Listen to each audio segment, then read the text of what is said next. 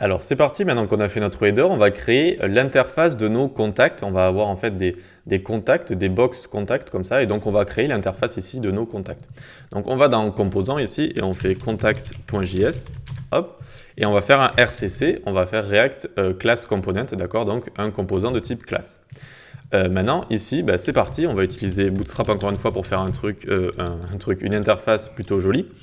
Donc on va créer des cartes avec Bootstrap, des cartes, voilà, c'est des cartes, si vous voulez, c'est des divs qui sont un petit peu plus stylisées que la normale, et du coup c'est ce qu'on veut là, ça va être génial. Donc hop, on prend ensuite un H4, dans ce H4 on mettra le nom, mais pour l'instant, vu qu'on n'a pas encore de state, on va pas y toucher, on va juste le mettre. Ensuite on met une liste avec la class name cardBody MB3, hop, donc on recrée des cartes pour maintenant les listes qu'il y a à l'intérieur. Et donc, dans ces listes, à chaque fois, on va mettre des LI. Hop, on va en mettre deux ici.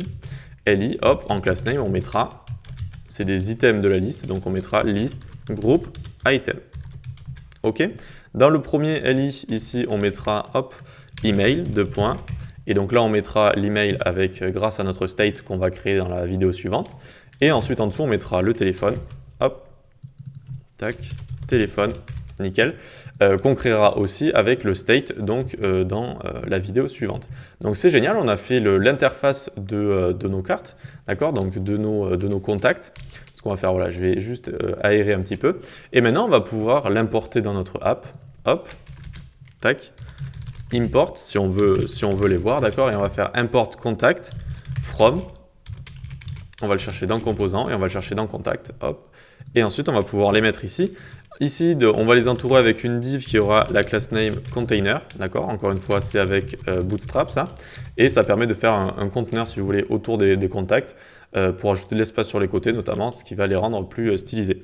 Et maintenant qu'on a fait ça, hop, contact, tac, et on peut le dupliquer. Et voilà. On aura nos contacts ici, sauf qu'ils n'auront pas encore de nom ni d'email, etc. C'est ce qu'on va s'occuper dans les vidéos suivantes. Et voilà, on va s'occuper vraiment de rajouter tout ce qui est à l'intérieur, le contenu dans les vidéos suivantes. Allez, à tout de suite.